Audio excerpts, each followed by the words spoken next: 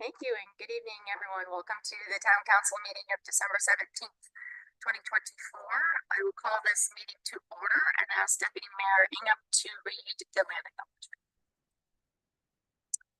I would like to acknowledge Wolf Oak is situated in the Ogden ancestral and unceded territory, and as such ask we conduct our business with the 7 sacred teachings: truth, honesty, love, respect, wisdom.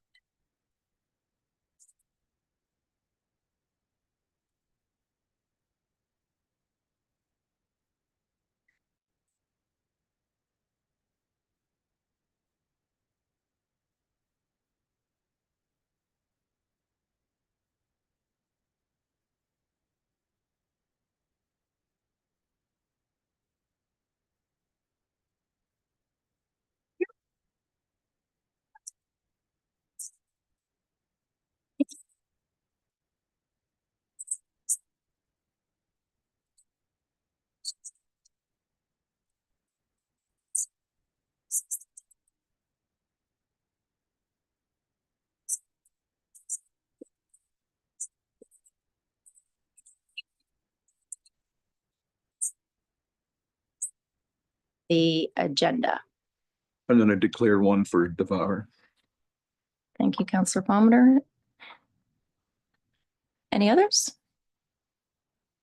Thank you. Perfect. Now we'll move on to the approval of the minutes of November 26, 2024. I would that the minutes of Town Council meeting of November 26, 2024 be approved as circulated. Thank you, Councilor. Are there any errors or omissions? None. Motion signify by saying aye. Aye. Contrary-minded. Motion is carried. And we had a special joint council meeting on December the 4th. Motion to those. Council on the special joint council meeting on December 4th, 2020.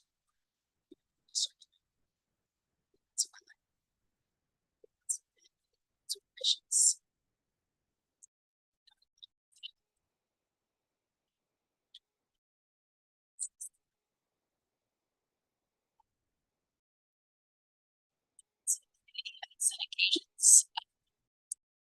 I'd like to just recognize that over the weekend and on Monday we had the Randall House Open House holiday party. It was a lovely event for those who attended. I think probably a good Deputy Mayor Ingham and I think Councillor Butler was there as well. I'm not sure. About 50 people. Awesome. Yeah, it was lovely. Lovely afternoon. And on Monday, we had our Soups and Sides holiday edition, and I think 140-ish people. So the largest one to date. So time.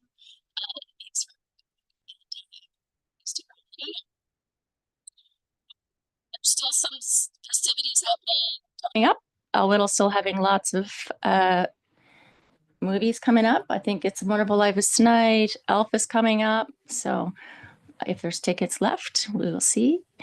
And that's all I have for what's happening. In the new year, we'll have some community engagement events coming up. So stay tuned for those. Does anyone have anything else they'd like to acknowledge? We had them all early in the season. Yeah. Wonderful. Moving along, public input. Do we have any members of the public who would like to come to the mic to speak? Yes, yeah, please. Just state your name and your. That's very kind of you. Thank you. Okay. Marvelous. Thank you. Thanks. Thank you. Just state your name and CAO Horn will do the timing. Thank you. My name is Christina Toplak. I'm a physician who works in the area, and thank you very much for this opportunity to speak with you. I believe you received a letter from me and my colleagues at the Wolfville Collaborative Practice, and I just wanted to emphasize that we continue to be concerned about the health toll that living rough or being unhoused has on people. And we want to continue to encourage collaboration amongst all levels of government, community agencies, and concerned citizens, that there be short-term, medium-term, and long-term solutions brought forward in our local community. We're very concerned about the numerous health effects, and I'm sure you're all aware of those as well.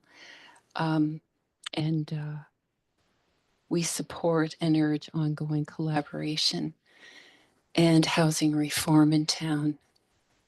Yeah.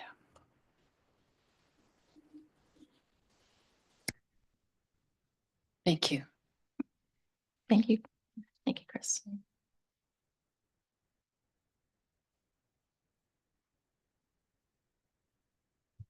Go ahead. Have any questions for Nope. me? No. Okay. Yeah. Thank you.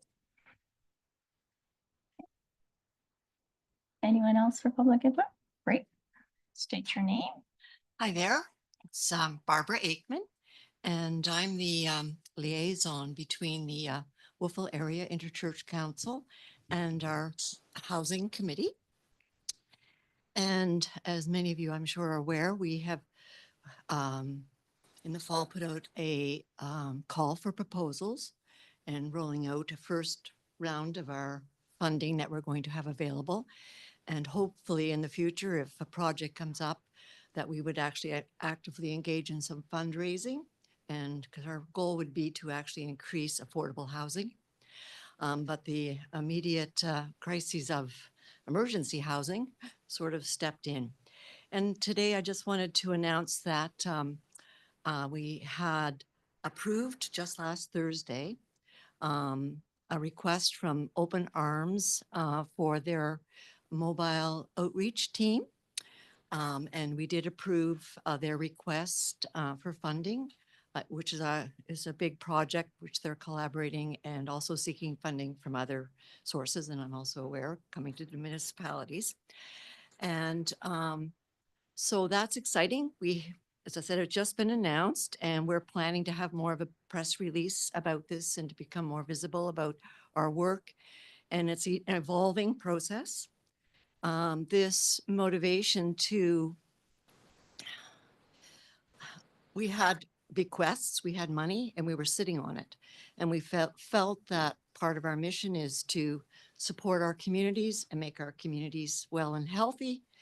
And housing was identified before the tent encampment. So this was already a vision of ours, but without, just not a clear vision, but just a desire to do something. So it's evolving process. And I today wanted to announce that we're step one, and there will be more publicity about this. Thank you so much.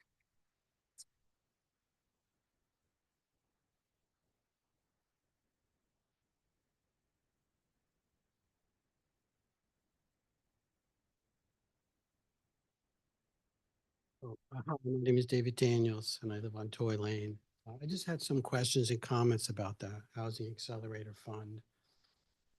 From what I gather from the news, there's a possibility that if there's an election and the PCs win, that they may withdraw the funds and so I wondered what steps, if any, the town has taken or is going to take to protect itself or to be careful about spending money that they may not actually get.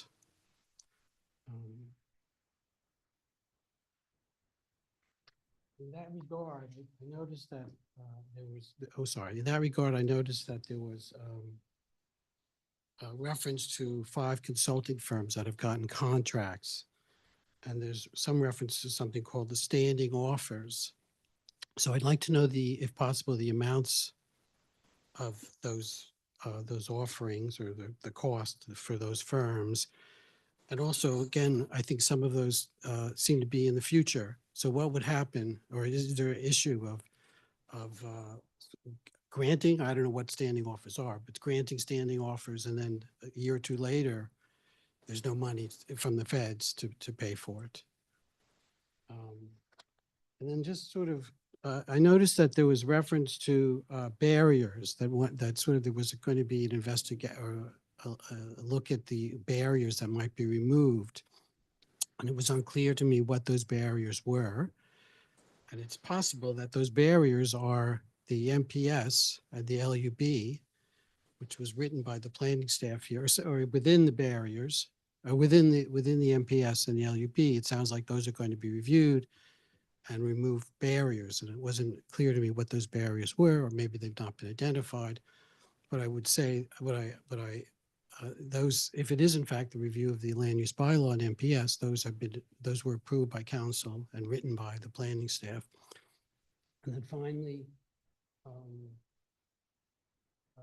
it seems to me that the premise is that the removal of the barriers will somehow increase the amount of housing in the town. And I know, for instance, the town has no control over cost of material, labor, financing. And I just wondered whether it was substantiated that in fact removal of barriers, if that means revisions to the LUB or MPS, that actually will result in housing.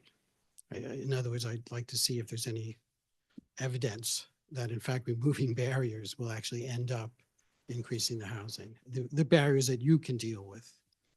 That's all. Thank you very much.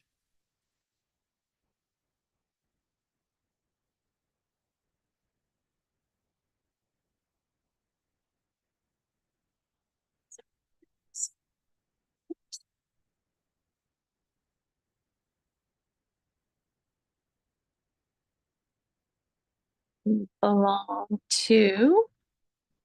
All right. Our motions are and recommendations from our committee of the whole from December the 3rd. The first motion is from the committee of the whole is RFD 058-2024, our policy amendment to our code of conduct for elected municipal officials. CAO Horn, did you want to speak to this? There's no further presentation or update since council received this policy amendments at the committee of the whole. So just to reiterate, each municipality is required following an election to reapprove the code of conduct by, in this instance, it's by January 19th, 2025. And the policy that's before you incorporates those, aligns with the provincial regulations and incorporates a number of changes that align the town's existing policy with those regulations. So it's as it was when you received it at committee of the whole. If there's any further questions, I'd be happy to try to address them. Thank you, CAO. Deputy Mayor, would you like to put this motion on the floor for consideration? I would move code of conduct for elected municipal officials policy, whereas the Minister of Municipal Affairs and Housing for the province of Nova Scotia has made the code of conduct for municipal elected officials regulations Nova Scotia regulations 219-2024 the regulations, and whereas municipalities are required to adopt the model code of conduct prescribed by the regulations on or before December 19th, 2024, pursuant to section 4(1) of the regulations and section 23A of the Municipal Government Act. Therefore, be it resolved that Council of the Town of Wolfville hereby adopt the model code of conduct as set forth in Schedule A to the regulations by town policy, which shall be titled Policy 110-011 Code of Conduct for Municipal Officials Policy.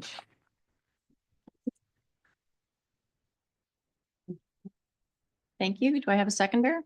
I'll second that. Thank you, Councillor Butler. Is there any discussion on the motion? Hearing none, all in favor of the motion signify by saying aye. Aye. Contrary minded, the motion is carried unanimously. Our next item from Committee of the Whole is our third production well updated budget. CAO? Is Alex online, Laura?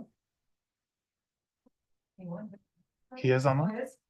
Okay. Can he speak or no? Can anyone hear me?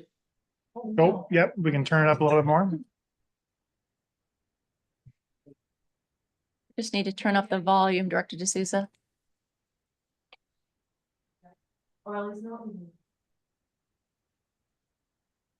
you hear me now?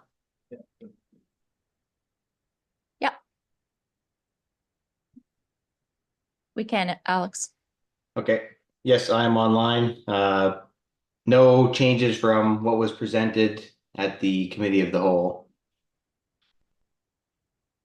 Thank you.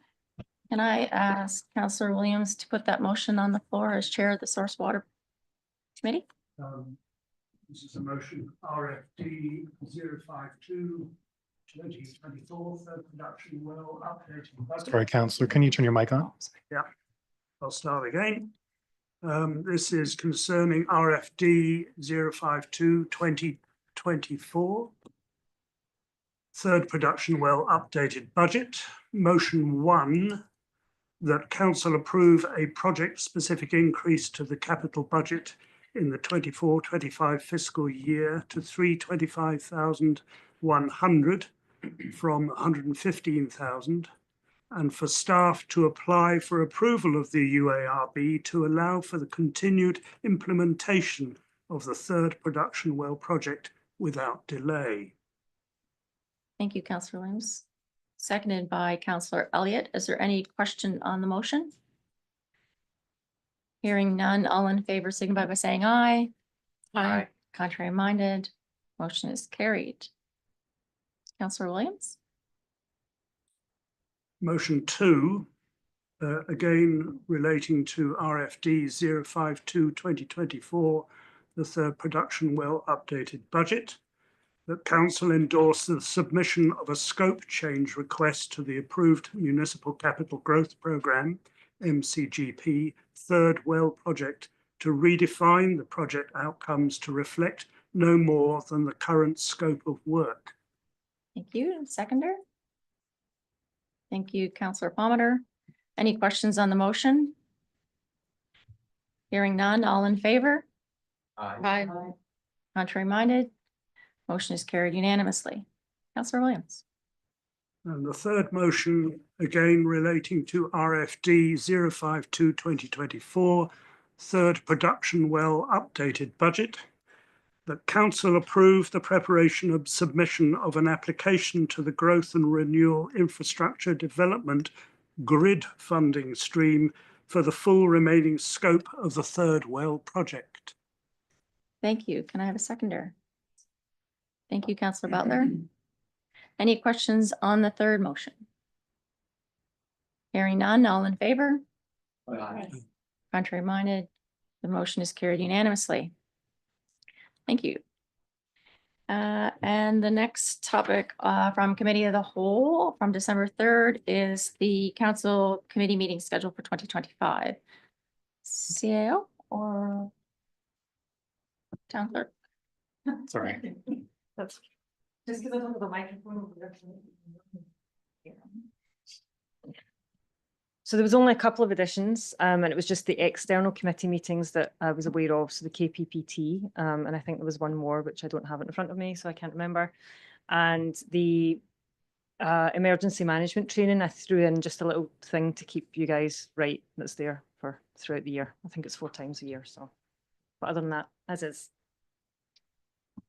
Thank you, Laura.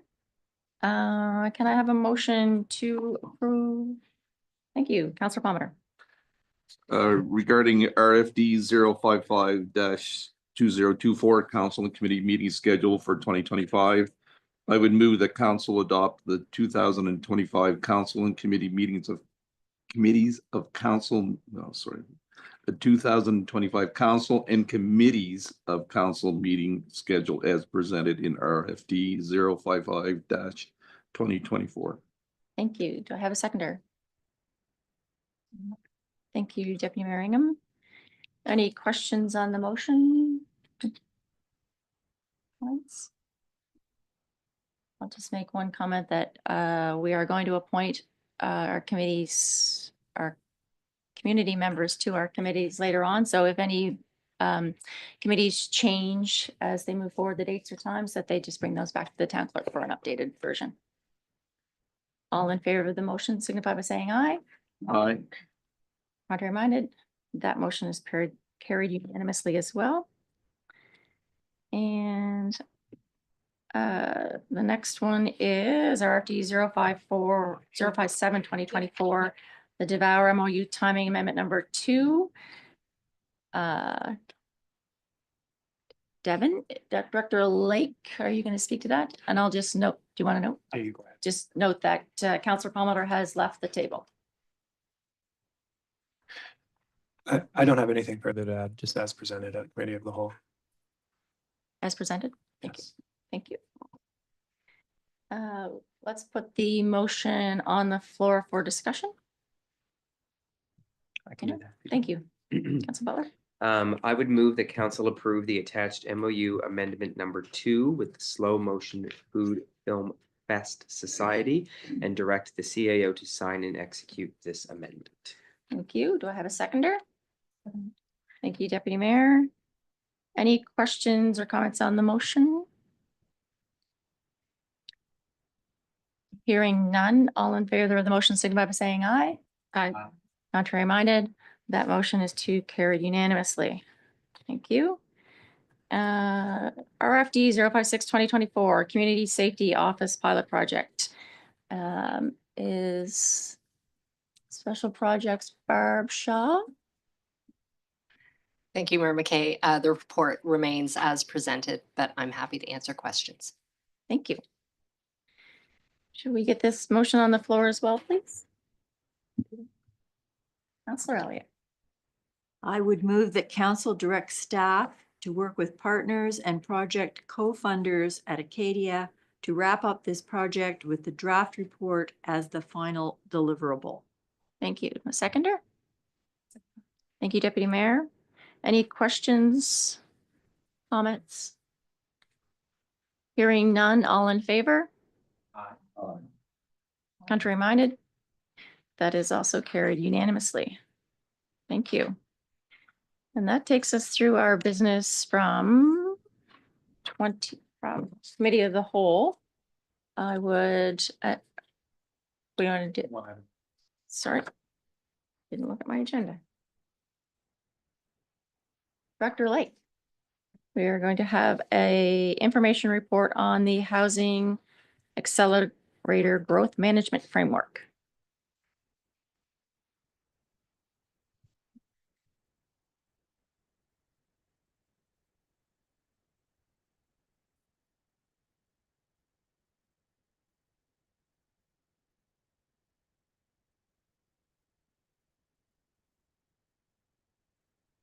Good evening. I'm just going to do a short presentation here, just highlighting some pieces of the report. We're all good, Laura? Yeah.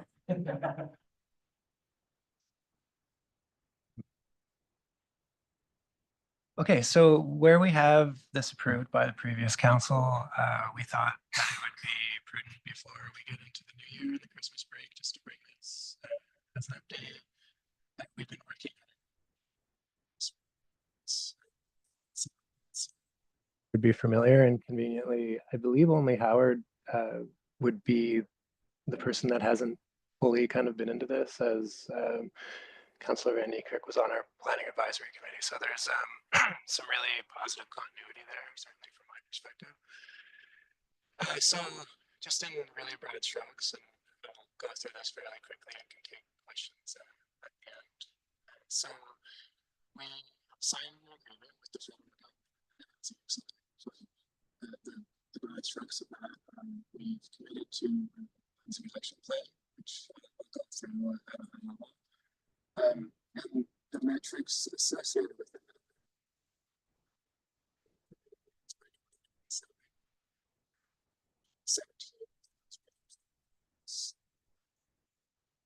I say 2027, it says that at the end. So we are receiving $1.9 million from stars, so we are receiving single installments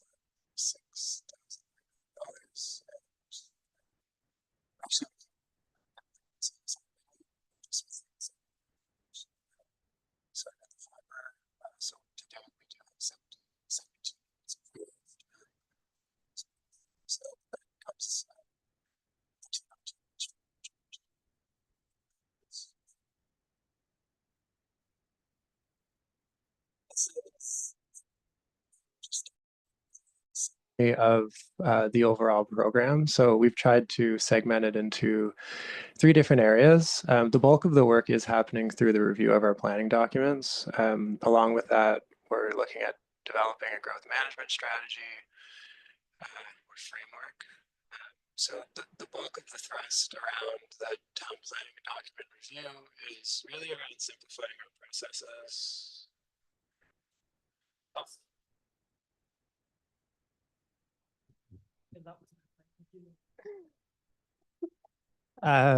Is that better? Yeah. So we're looking to simplify processes and work within our capacity to expedite more housing being built. Reducing parking requirements is a big piece of that work. So we're currently doing a parking study to bring to council in the new year. And we're looking to change some of the zoning in the town to more appropriately support more housing being built. The center column here is just around non-market housing and a strategy that has been kicked off with our non-market housing working group.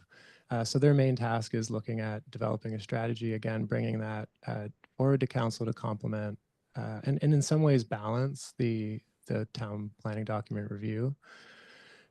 So some of the pieces of that program are a grant program that is actively being developed, and also looking at the land that the town owns and trying to actually get non-market housing built on that land. The final piece, and conveniently, some of our partners at Acadia are here with us tonight. So we are working on a secondary planning strategy. So basically a plan for a specific area of campus around the tower to have a mixed housing model there, look at what type of zoning framework may be appropriate up there, working with them on potentially inputting that into their campus master plan. So that's the second row there. And then a big part of the coordination with Acadia is obviously around parking, just where we're in a real symbiotic relationship with the number of students that are coming into town daily. The bottom row there speaks about growth management. So I think what we've said in the report is it's not advised, certainly from our perspective, to look at all these changes without really getting a sense of the big picture and where we're at from different aspects. So infrastructure, parks, traffic, how people are going to move around the town from a mobility perspective, and also what our overall fiscal position is to support some of these changes. So the vision on that is to bring forward fairly straightforward pictures of where we're at in those different areas. This is just talking about our housing needs, and we've had Turner Drake into our planning committee going into some depth talking about the housing needs assessment that's included in this report. The crux of it is it's projecting out needing 1,700 units in the town by 2032. So that is 155 per year on as compared to what we are currently producing, which is about 25 units per year. And so this is some of the barriers and partially answers the question that was asked by Mr. Daniels. So some of the barriers that are not unique to Wolfville, but are being pushed around the country, around North America, to try to get more housing built. So a lot of zoning is very restrictive in terms of creating new housing units. There's rising costs, labor shortages, material costs. All of you have had a part in hearing about that as projects have been brought to you. There are low rates of project completion. Again, a lot of you have seen projects come through planning cycles and not be built in the town. So again, we will need to issue a lot more planning approvals, certainly to get to 120 permits or to meet even close to the targets that are being projected to be needed in the town. So this is just an illustration of that.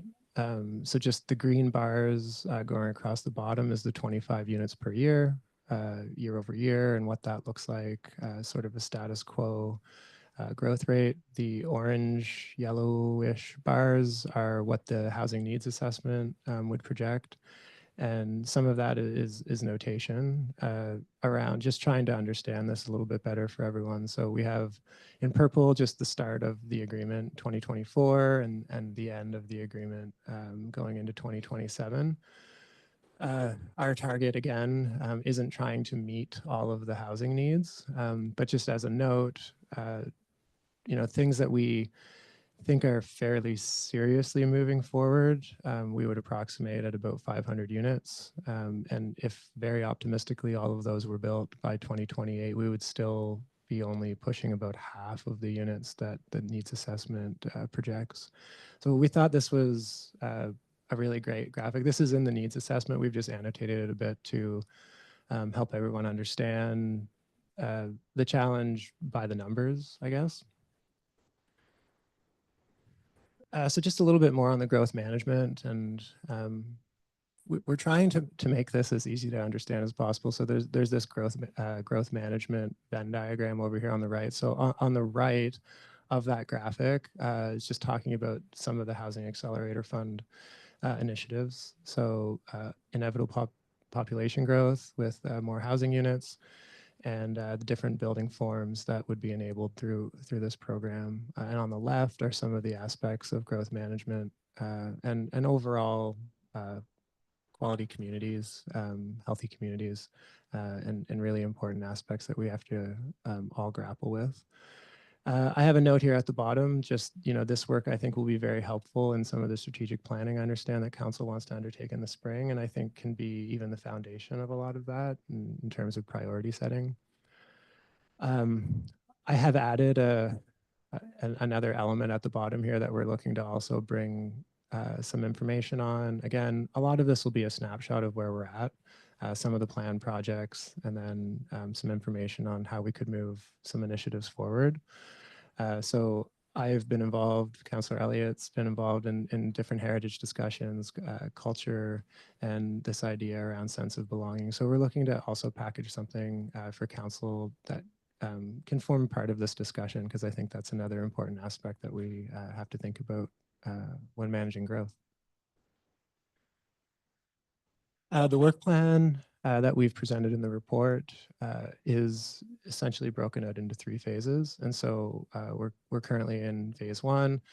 We have procured some consulting services, and maybe just to answer that question that was asked in question period now, we haven't signed on to spend $300,000-$400,000 with each of these consultants. These are small scopes of work, and the power of the standing offer is we can kind of move iteratively through the process with them.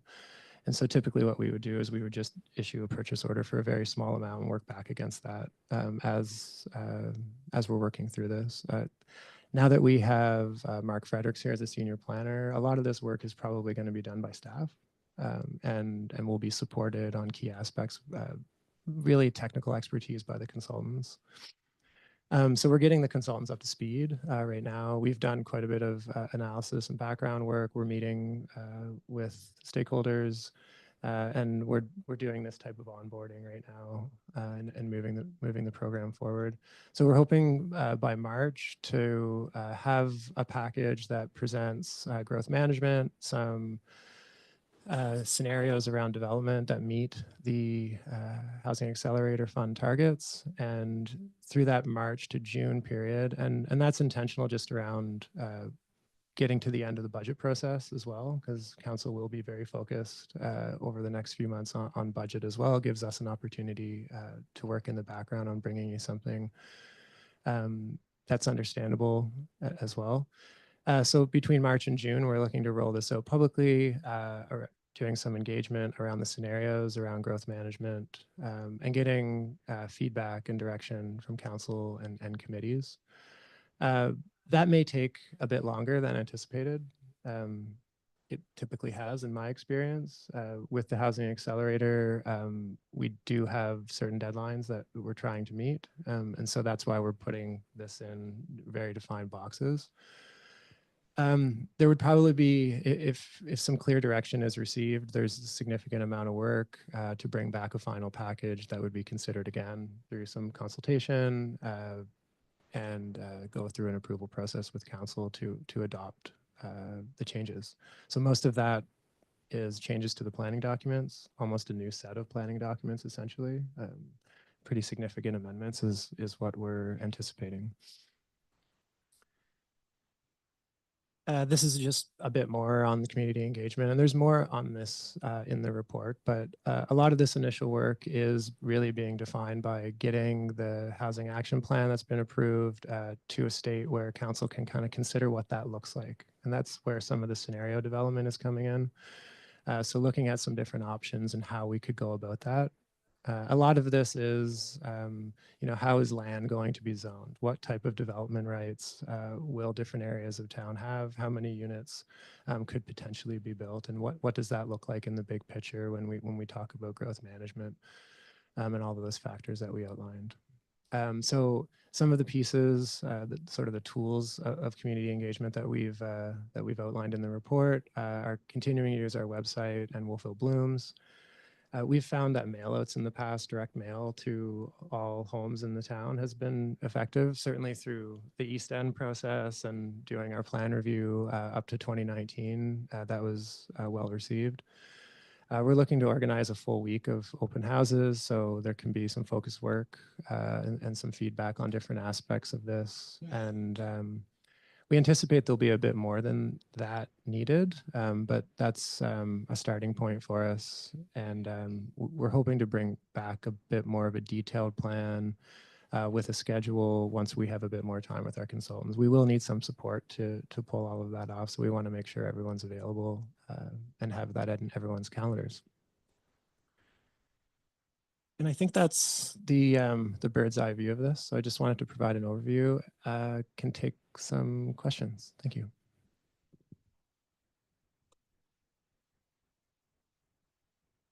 Just tell us what this stadium is.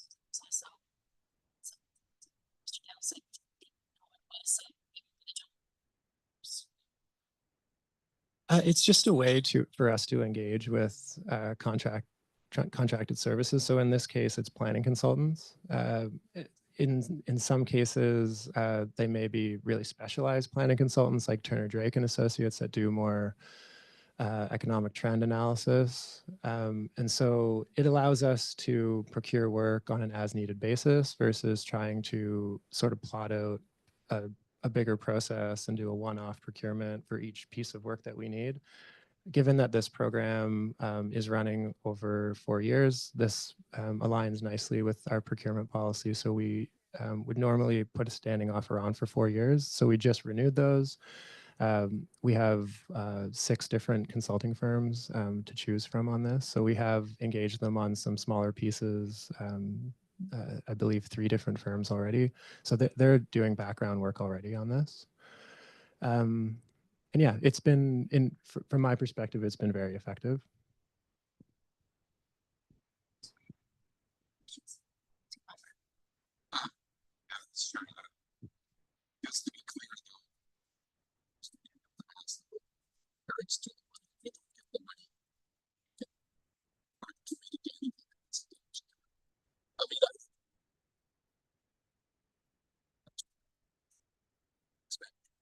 Yeah, so the biggest commitment is certainly around staffing.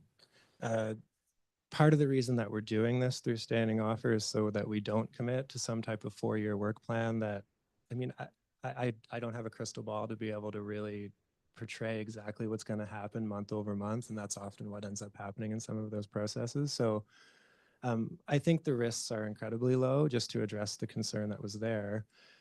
We're getting this money year over year. A lot of it will be put in a reserve around non-market housing. A lot of that will come back to council on what types of decisions you want to make in terms of enabling that and use of that, of those funds.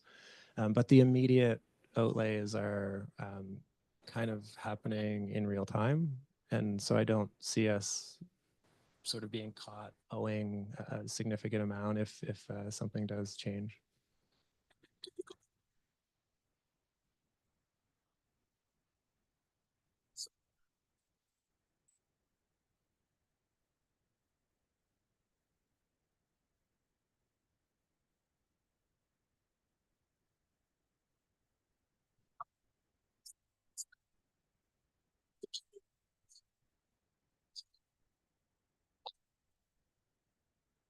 I mean, over a longer period of time, and I think this is part of the narrative that really needs to be unpacked, is planning approval versus a building permit. So the units that count in this are projects that come in and actually have a building permit completed. So the planning approval really for this program doesn't mean anything. And so you could also extrapolate out all of the properties in the town and take the maximum number of units that each one could produce. And you could also come up with a number similar to the Kenny property. I think within this time frame, I'm hoping that there's building activity on the Kenny property. There's indication that there will be, but we don't have a building permit in hand to sort of count against that number yet.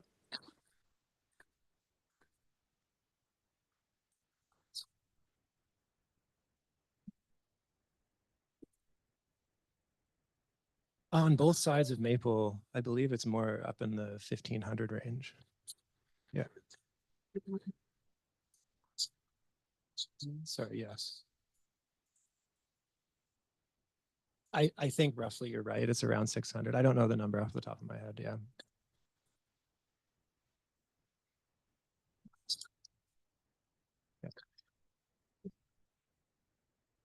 So within all of those projects, just the number that we're summarizing there, we think we have about 500 units that are at a readiness state that we could say that there's a good chance they would happen. That's between the Gasbro properties, the West End, the Kenny property, and some other projects that are ongoing and in a planning phase. Whether they all come in and get a building permit is a different story. Right. I've seen many projects, hundreds of projects come in, people meet with us, they do some diligence. They're not, getting to that point. So I it would be really nice if all of 500 of those came in and were executed, and they may be, but it may be on a longer time scale. It is really the kind of message here is we're not in control of exactly how fast all of those happen. Yeah, if I can, Mayor. Excuse me. We're having some troubles with our desktop mics. So to get around that, this mic works and the one that Director Lake has works. So as folks want to ask questions, we'll have to, unfortunately, at this point, just pass the mic around. So apologies for that. We'll try to get the desktop ones, reset the system and get that working again. Thank you, Deputy Mayor. Thank you. Thanks for the presentation, Devin. I just wanted to get back to when you talked about reducing the parking requirements. Is that the number of spots that are going to be available per unit? And is the thinking on that there's going to be more green space or secondary units built and the traffic is going to go down? Is that correct? And that's what you're talking about, reducing the parking? A big push within the Housing Accelerator Fund program is the additional cost that providing parking for someone who's looking to build housing adds to an individual project. And so what we're doing is we're assessing what our current requirements are and looking at bringing you some options on how to reduce those so that additional housing units could be built. So that could be, it could be secondary suites, as you say. The current. Can I interject? I don't think we're going to talk about all of the changes in the MPS. We're just discussing the time frame that you're submitting. Is that correct?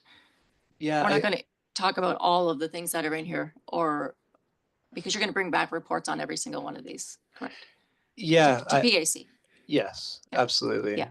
But I think on the parking question, I think we're just getting into this work. And so, but really it's what is a reasonable number to enable more housing? That's really the question that they've been tasked with. How it's set out, that's all. And thank you.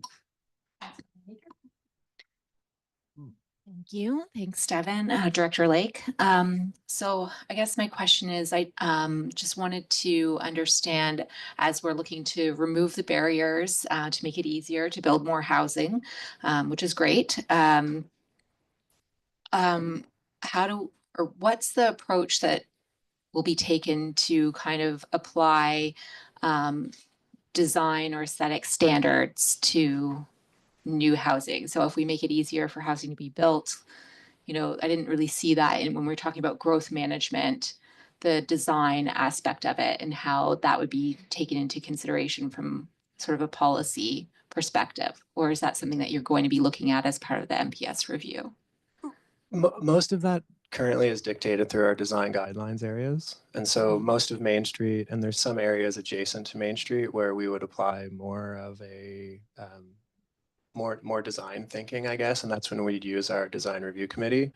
We do want to look at that as part of this. In other areas of town, it hasn't been a practice to sort of apply that lens. Certainly at the discretion of council, we could. I would say that that's an additional step.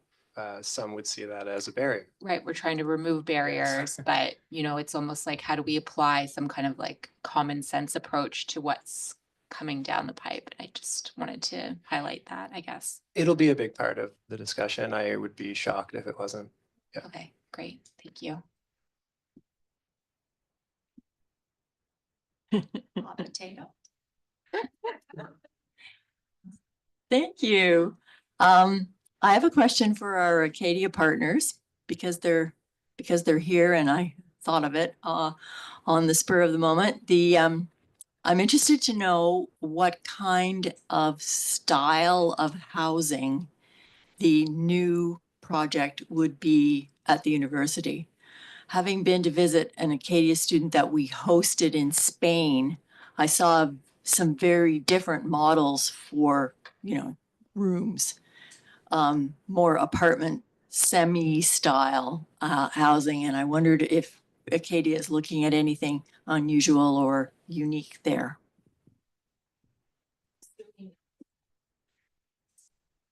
Yeah, and can I just maybe answer that for them if I may? I think part of the reason we're doing this process and exploring a secondary plan is to answer that question. It is to say, you know, for the university, what makes the most sense.